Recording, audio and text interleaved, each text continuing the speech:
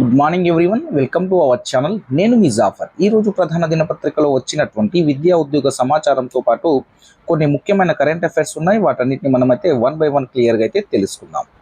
మీకు TET and డిఎస్సికి సంబంధించినటువంటి ఫ్రీ పీడిఎఫ్ మెటీరియల్స్, నోట్స్, అదేవిధంగా డైలీ కరెంట్ అఫైర్స్ అప్డేట్స్ మన యొక్క వాట్సాప్ గ్రూప్లలో ఫ్రీగా అందించబడుతున్నాయి. మీరు మన యొక్క వాట్సాప్ గ్రూప్లలో జాయిన్ అవ్వాలి అనుకుంటే వాట్సాప్ గ్రూప్ యొక్క లింక్ మన యొక్క కామెంట్ సెక్షన్లో పిన్ చేసి పెడతాను. మీరు అక్కడ నుండి జాయిన్ అవ్వచ్చు. అక్కడ అన్ని రకాల పీడిఎఫ్ నోట్స్లు, మెటీరియల్స్ మీరు ఫ్రీగా పొందవచ్చు. ఇక మనము మొదటి అప్డేట్ తెలుసుకునే ముందు మీరైతే మన యొక్క ఛానల్ని తప్పకుండా సబ్స్క్రైబ్ చేసుకోండి. మన యొక్క వీడియోస్ని లైక్ చేసి మీ యొక్క మిత్రులకు షేర్ చేయండి. ఇక మనము మొదటి అప్డేట్ చూసుకున్నట్లయితే పాలిటెక్నిక్ లెక్చరర్ల జిఆర్ జాబితా విడుదల. పాలిటెక్నిక్ లెక్చరర్ల యొక్క జనరల్ జాబితానైతే టీఎస్పీఎస్సీ నిన్న విడుదల చేయడం అయితే జరిగింది. రాష్ట్రంలోని ప్రభుత్వ జూనియర్ కాలేజీలలో పాలిటెక్నిక్ లెక్చరర్ల నియామక పరీక్ష ఫలితాలు శుక్రవారం విడుదలయ్యాయి. జనరల్ ర్యాంకింగ్ జాబితాను టీఎస్పీఎస్సీ వెబ్సైట్లో అయితే పొందుపరిచారు. అర్హులైన అభ్యర్థులకు త్వరలోనే సర్టిఫికేట్ పరిశీలన చేపడతామని, ఆ మేరకు త్వరలోనే తేదీలు ఖరారు చేస్తామని టీఎస్పీఎస్సీ కార్యదర్శి నవీన్ నికోలాస్ తెలిపారు. రాష్ట్ర వ్యాప్తంగా ప్రభుత్వ పాలిటెక్నిక్ కాలేజీలో 247 లెక్చరర్ పోస్టుల భర్తీకి 2022 డిసెంబర్ 7న నోటిఫికేషన్ జారీ కాగా, నిరుడు సెప్టెంబర్ 4 నుంచి 6, తిరిగి 8న రాత పరీక్షలు అయితే నిర్వహించడం జరిగింది. సో పాలిటెక్నిక్ లెక్చరర్లకు సంబంధించినటువంటి జనరల్ ర్యాంక్స్ అయితే నిన్నైతే రిలీజ్ చేయడం అయితే జరిగింది. ఇక నెక్స్ట్ అప్డేట్ చూసుకున్నట్లయితే మనకు గ్రూప్ 2 పోస్టుల భర్తీలోనూ సమాంతర రిజర్వేషన్లను అయితే నిన్న ఖరారు చేస్తూ టీఎస్పీఎస్సీ వెబ్సైట్లో అయితే పొందుపరచడం జరిగింది. గ్రూప్ 2 పోస్టుల భర్తీలో జియో 3 ప్రకారం మహిళలకు సమాంతర రిజర్వేషన్లు అమలు చేయాలని నిర్ణయించినట్టు టీఎస్పీఎస్సీ అధికారులు తెలిపారు. రాష్ట్రంలోని వివిధ ప్రభుత్వ శాఖలో గ్రూప్ 2 పోస్టుల భర్తీకి 2022 డిసెంబర్ 29న నోటిఫికేషన్ అయితే ఇవ్వడం అయితే జరిగింది. ఇది అందరికీ అనే నోటిఫికేషన్లో ఇప్పటి నుండి సమాంతర రిజర్వేషన్లు అనేటివి అమలు అవుతూ ఉంటాయి.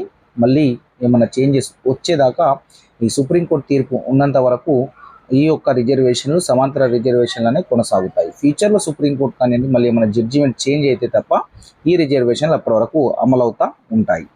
నెక్స్ట్ చూసుకున్నట్లయితే రేపు టీఎస్ఆర్జేసీ ప్రవేశ పరీక్ష. తెలంగాణ గురుకుల విద్యాలయ సంస్థ జూనియర్ కాలేజీలలో inter first year MPC, BiPC, CEC ప్రవేశాలకు ఆదివారం అయితే పరీక్ష నిర్వహించినట్టు టీఎస్ఆర్జేసీ వారు ప్రకటించారు. కాబట్టి ఉదయం 10 గంటల నుంచి మధ్యాహ్నం 12:30 గంటల వరకు ఈ పరీక్ష జరుగుతుందని పేర్కొన్నారు. ఈ పరీక్షకు 73,527 మంది విద్యార్థులు అయితే దరఖాస్తు చేసుకున్నారని వారి యొక్క హాల్ టికెట్లు వెబ్సైట్లు అయితే పొందుపరచడం అయితే జరిగింది. సో ఇది 10th అయిపోయిన విద్యార్థులు ఇంటర్ అడ్మిషన్ కోసం ఆ యొక్క గురుకులలో సీట్ కోసం రాస్తున్నటువంటి ఎగ్జామ్. ఇంకా నెక్స్ట్ అప్డేట్ చూసుకున్నట్లయితే టెట్ దరఖాస్తుకు నేడే ఆఖరి తేదీ అయితే ఉంది. సో ఉపాధ్యాయ అర్హత పరీక్ష దరఖాస్తు గడువు శనివారంతో ముగియనుంది. శుక్రవారం సాయంత్రం నాటికి టెట్కు 2,63,228 దరఖాస్తులు అయితే అందాయి. నిన్నటి వరకు అయితే నిన్నటి సాయంత్రం వరకు పేపర్ 1, పేపర్ 2 కలిపేసి 2,63,228 దరఖాస్తులు అయితే రావడం అయితే జరిగింది. ఈ రోజుకైతే లాస్ట్ డేట్ ఉంది. ఎడిట్ ఆప్షన్ కూడా ఇదే ఈ రోజే లాస్ట్ డేటు. అదేవిధంగా న్యూ అప్లికేషన్ చేసుకునే వాళ్ళకు కూడా ఇదే రోజు లాస్ట్ డేట్ అవుతుంది. మళ్ళీ డేట్ అయితే ఎక్స్టెండ్ చేసే అవకాశం అయితే ఎట్టి పరిస్థితిలో లేదు. ఎడిట్ ఆప్షన్ కూడా ఎట్టి పరిస్థితుల్లో అవకాశం ఉండదు. కాబట్టి ఇంకెవరైనా అప్లై చేసుకునే వాళ్ళు ఉంటే ఖచ్చితంగా ఈరోజు సాయంత్రం 5 లోపే చేసుకునే ప్రయత్నం అయితే చేయండి.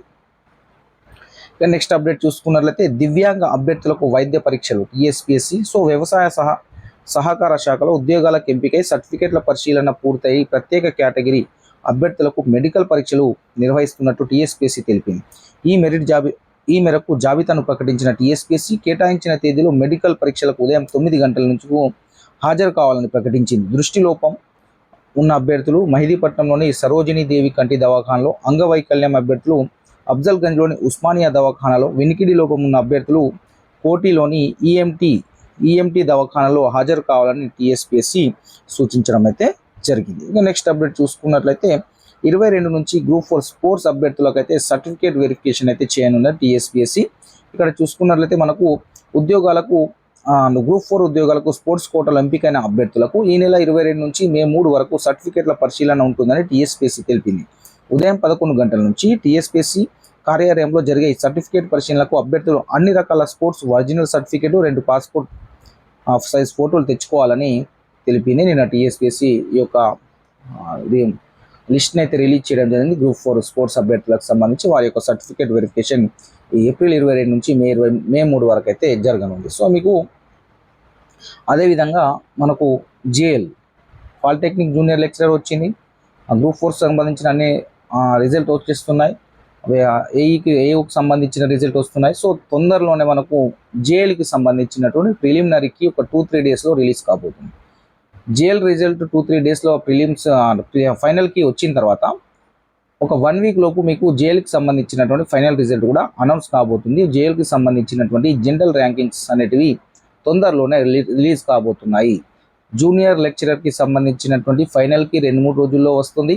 అదేవిధంగా జూనియర్ లెక్చరర్కి సంబంధించినటువంటి జనరల్ ర్యాంకింగ్ కూడా ఒక 1 వీక్లో వచ్చే అవకాశం అయితే కనిపిస్తుంది. దాదాపుగా వాటికి సంబంధించినటువంటి రిజల్ట్ తొందరలోనే టీఎస్పీఎస్ అయితే అనౌన్స్ చేయబోతుంది. సో ఇది జేఎల్కి సంబంధించినటువంటి అప్డేట్స్ అయితే ఈ విధంగా ఉంది. ఇంకా నెక్స్ట్ అప్డేట్ చూసుకున్నట్లయితే మనకు కొన్ని ముఖ్యమైన కరెంట్ అఫైర్స్ ఒకసారి చూద్దాం. ఇక్కడ చూసుకున్నట్లయితే మనకు ఖతర్ రాజధాని దోహాలోని హమద్ అంతర్జాతీయ విమానాశ్రయం 2024లో ఏడాదికి గాను ప్రపంచంలో అత్యుత్తమ ఎయిర్పోర్ట్గా నిలిచింది. సో ఇక్కడ మన ఖతర్ రాజధానిలో అయినటువంటి దోహాలోని హమద్ అంతర్జాతీయ విమానాశ్రయం అనేది 2024 సంవత్సరానికి గాను ప్రపంచంలో అత్యుత్తమ ఎయిర్పోర్ట్గా నిలిచింది. అదేవిధంగా సింగపూర్కు చెందినటువంటి చాంగి ఇదేమో 2వ స్థానంలో నిలిచింది. చాంగి ఎయిర్పోర్ట్ ఏమో 2వ స్థానంలో ఉంటే ఈ హమాద్ అనేది దోహాలోని హమాద్ అంతర్జాతీయ విమానాశ్రయం ఫస్ట్ స్థానంలో అయితే ఉంది. స్టార్ రేటింగ్తో స్కై ట్రాక్స్ ఏటా ఈ జాబితాను విడుదల చేస్తుంది. ఇది ఎవరు విడుదల చేశారంటే స్కై ట్రాక్స్ అనే సంస్థ. 2023లో ప్రపంచంలో అత్యుత్తమ విమానాశ్రయంగా చాంగి మొదటి స్థానంలో ఉండే ఈసారి 2వ స్థానంకి రావడం అయితే జరిగింది. 2023 సంవత్సరానికి గాను చాంగి ఉండే, ఇది మన సింగపూర్కి సంబంధించి. ఈసారి చాంగి అనేది 2వ స్థానంలోకి వచ్చింది. మొదటి స్థానంలో ఏమో మన హమాద్ అనే అంతర్జాతీయ విమానాశ్రయం అయితే ఉంది. నెక్స్ట్ అప్డేట్ చూసుకుంటే నెక్స్ట్ కరెంట్ అఫైర్ చూసుకున్నట్లయితే స్వదేశీ పరిజ్ఞాన క్రూజ్ క్షిపణి ITCMని భారత్ 2024 ఏప్రిల్ 18న విజయవంతంగా పరీక్షించింది. ఒడిశాలోని చాందీపూర్లో ఉన్న ఇంటిగ్రేటెడ్ టెస్ట్ రేంజ్ ITRలో రక్షణ పరిశోధన అభివృద్ధి సంస్థ శాస్త్రవేత్తలు దీన్ని అయితే నిర్వహించడం అయితే జరిగింది. ఇది గుర్తుపెట్టుకొని స్వదేశీ పరిజ్ఞాన క్రూజ్ క్షిపణిని ఎప్పుడు విజయవంతంగా పరీక్షించిందంటే భారత్ 2024 ఏప్రిల్ 18. ఎక్కడి నుండి ప్రయోగించారు అంటే ఒడిశాలోని చాందీపూర్లో ఉన్నటువంటి ఇంటిగ్రేటెడ్ టెస్ట్ రేంజ్ ITRలో రక్షణ పరిశోధన అభివృద్ధి సంస్థలో శాస్త్రవేత్తలు దీన్ని నిర్వహించడం జరిగింది.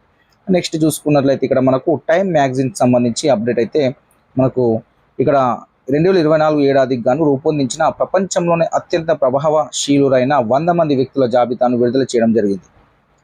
ప్రపంచ బ్యాంక్ అధ్యక్షుడు అజయ్ భాంగా, మైక్రోసాఫ్ట్ CEO సత్య నాదెల్లా, బాలీవుడ్ నటి ఆలియా భట్, నటుడు డైరెక్టర్ దేవ్ పటేల్, అదేవిధంగా రెజ్లర్ సాక్షి మాలిక్ ఇందులో చోటు సంపాదించుకోవడం అయితే జరిగింది. ఇక్కడ చూసుకున్నట్లయితే టైమ్ మ్యాగజైన్ 2024 సంవత్సరానికి గాను ప్రపంచంలో అత్యంత ప్రభావశీలైన 100 మంది జాబితాలో ప్రపంచ బ్యాంక్ అధ్యక్షుడు అయినటువంటి అజయ్ భంగా ఉన్నారు. అదేవిధంగా మైక్రోసాఫ్ట్ CEO సత్య నాదెల్లా ఉన్నారు. బాలీవుడ్ నటి ఆలియా భట్, అదేవిధంగా నటుడు డైరెక్టర్ అయినటువంటి దేవ్ పటేల్, అదేవిధంగా రెజ్లర్ సాక్షి మాలిక్ కూడా ఇందులో చోటు సంపాదించుకోవడం అయితే జరిగింది. సో రెజ్లర్ల మీద ఆ మధ్యలో చాలా ఆరోపణలు అవి జరిగిన సందర్భంలో సో సాక్షి మాలిక్ అనే ఆమె మన టీవీలలో చాలా డైలీ వస్తున్న న్యూస్ సందర్భంగా ఈమె ఆ యొక్క మ్యాగజైన్లో చోటు సంపాదించుకోవడం అయితే జరిగింది. సాక్షి మాలిక్ వాళ్ళ యొక్క పోరాటంలో భాగంగా. ఇక నెక్స్ట్ చూసుకున్నట్లయితే దేశ జనాభా 2024 సుమారు ఎంత ఉంటుందంటే మీకు అంటే ఇప్పటివరకు అయితే జనాభా లెక్కలు ఇప్పటికే జరగాల్సింది. ప్రతి 10 సంవత్సరాలకు ఒకసారి జనాభా లెక్కలు కావాలి, కానీ ఇప్పటికీ జనాభా లెక్కలు అధికారికంగా జరగలేదు. కానీ దేశ జనాభా 2024 సుమారుగా 144 కోట్లు ఉంటుందని United nations population fund state of world population 2024 నివేదికలో అంచనా వేసింది. ఈ అంచనా వేసేటం ఖచ్చితంగా జనాభా లెక్కలు అనేటివి 2011లో జరిగితే ఇప్పటి వరకు జరగలేదు. సో జనాభా లెక్కలు అనేటివి 10 yearsకి ఒకసారి అంటే 2021లో జరగాలి, కానీ ఇప్పటికీ జరగలేదు. కాబట్టి సో ఇది ఆ యొక్క సంస్థలు అంచనా వేస్తున్నాయి. దాదాపుగా 144 కోట్లు ఉంటుందని యునైటెడ్ నేషన్ పాపులేషన్ సంబంధించిన population fund state of world population 2024 నివేదికలో అంచనా వేసింది. 144.17 కోట్ల జనాభాతో భారత్ అనేది మొదటి స్థానంలో ఉంటే 142.5 కోట్లతో చైనా అనేది 2వ స్థానంలో ఉంటుందని. సో మనం మొత్తానికైతే మొదటి ప్లేస్కి ఖచ్చితంగా వెళ్ళబోతున్నాం. సో మొత్తానికి జనాభా లెక్కలు ఎప్పుడు చేస్తారనేది మాత్రం ఇప్పటికి క్లారిటీ లేదు. ఖచ్చితంగా జనాభా లెక్కలు చేస్తేనే క్లారిటీ ఉంటుంది, ఎంతమంది ఉన్నారు అంటే ఎన్ని కోట్ల జనాభా ఉంది, సో బడ్జెట్ ఎంత, ఇవన్నీ విషయాలు తెలుస్తాయి. సో ఇప్పటివరకు అయితే 10 yearsకి ఒకసారి అయితే ఖచ్చితంగా చేయాలి. నెక్స్ట్ మీకు ఏమైనా క్వశ్చన్స్ వస్తే 2011 జనాభా లెక్కలకు సంబంధించి వస్తాయి.